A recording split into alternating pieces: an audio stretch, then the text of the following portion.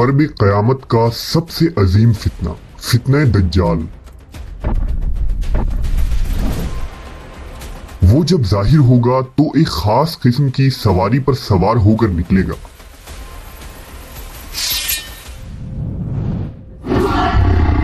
उसकी सवारी में किस तरह की कुव्वत होगी और क्या दज्जाल के उस सवारी का ताल्लुक आज के जदीद दौर से है?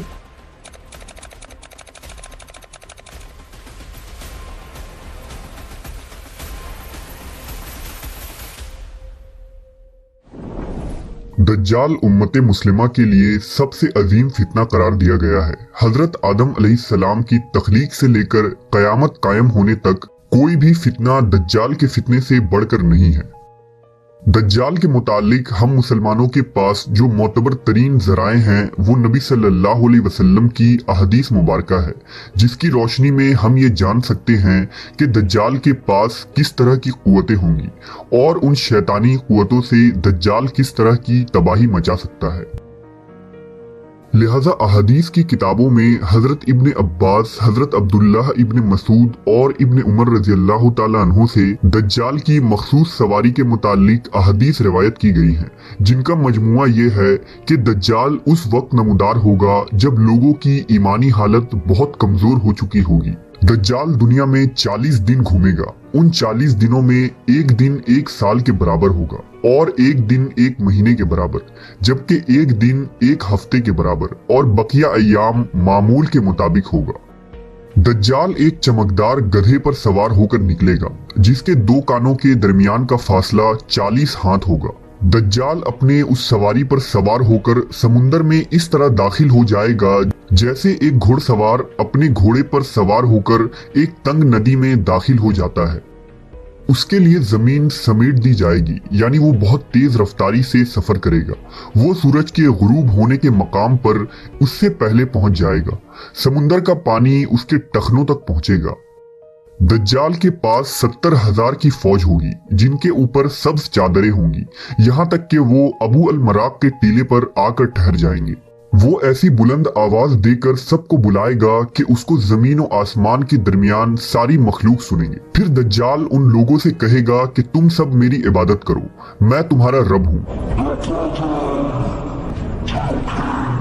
इस मौके पर रसूल अल्लाह सल्लल्लाहु अलैहि वसल्लम ने फरमाया, तुम्हें ये पता हो कि तुम्हारा रब एक आंख वाला नहीं हो सकता।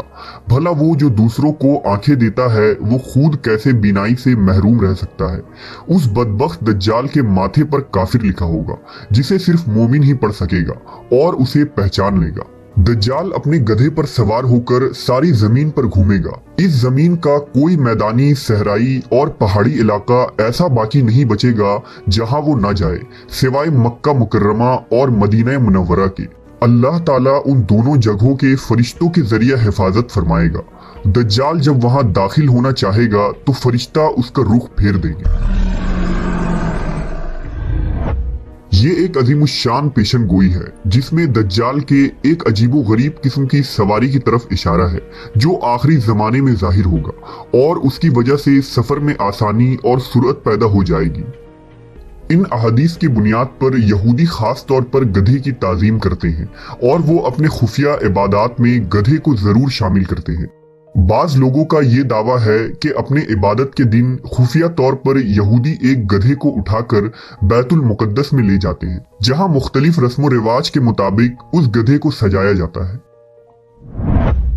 सहाबा कराम के जहन में उस वक्त ये सवाल जरूर आया होगा कि ऐसा गधा कहां से आ जाएगा जिसकी लंबाई और चौड़ाई इतनी देवकामत होगी।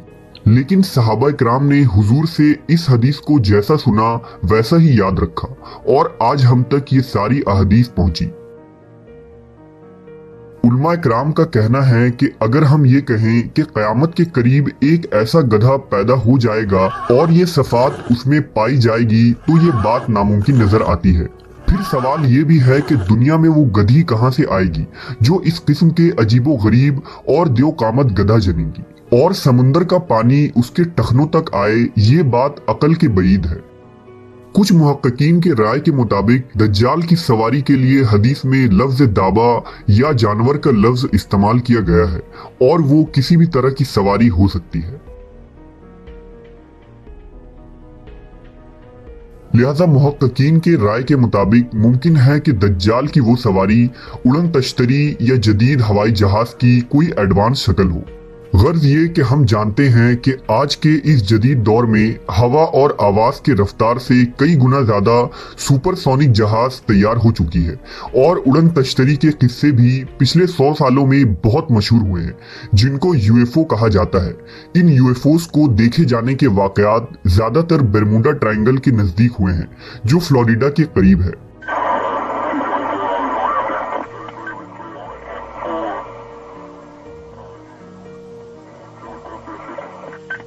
मुमकिन है कि दज्जाल की ये सवारी एक यूएफओ यानी एक खास किस्म की उड़न तश्तरी हो।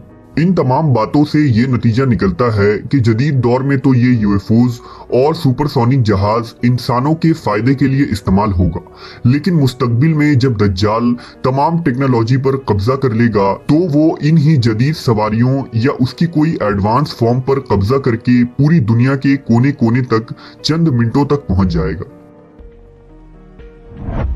ये तमाम बातें इस जानिब इशारा कर रही हैं कि खुरूज दज्जाल का वक्त अब ज्यादा दूर नहीं। बिलाशुबा ये फितनों का दौर है और इस वक्त इंसानियत दज्जाल और दज्जाली कुव्वतों के फितने अजीम की तरफ बढ़ रही है। लिहाजा दज्जाल, उसके हिमायती और उसके कुव्वतों से आगाही रखकर ही हम इस फितने अजीम से अपनी और अपने ईमान की हिफाजत कर सकते हैं।